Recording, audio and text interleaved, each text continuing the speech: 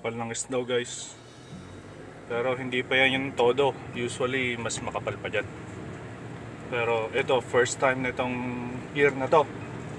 First snow of the year. Ito ngayon. As you can see, oh.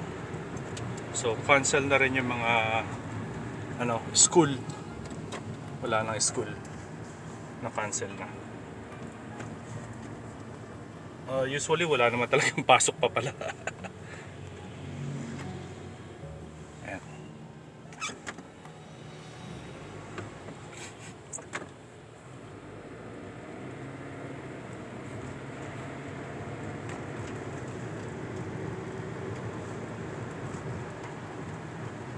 So sabi nila sa news, about 5 to 9 inches daw.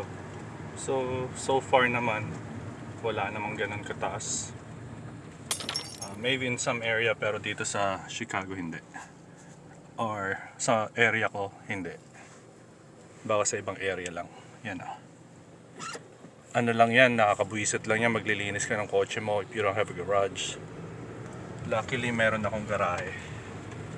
So I don't have to clean up my car, pero kailangan linisin yung driveway and also yung sa front yard namin. Sa front. Front yard nga. Tapos yung pinaka sidewalk, you have to clean it. Yan. Ayan. So syempre pag ganitong may snow din, mabagal din ang traffic.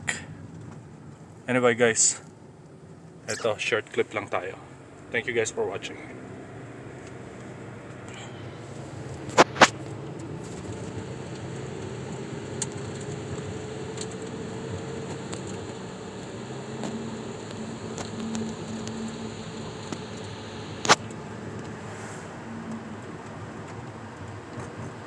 And if you're not subscribed pala, please like, share, and subscribe. Comment down below, and I will see you guys on my next vlog.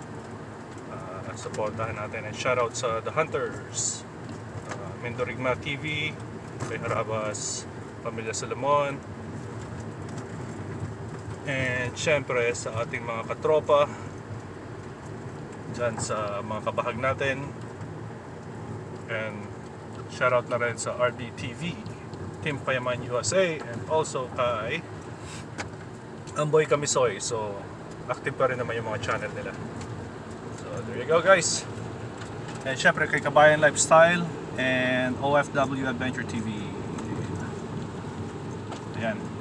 Sige na, drive na tayo, baka mapagalitan tayo.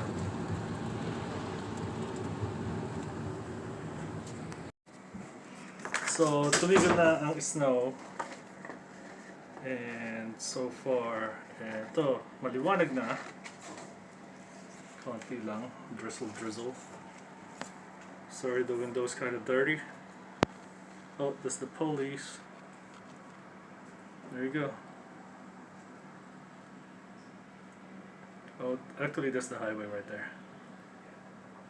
Yeah. Alright. So ngayon yung mga puno, wala siyang dahon. Alright.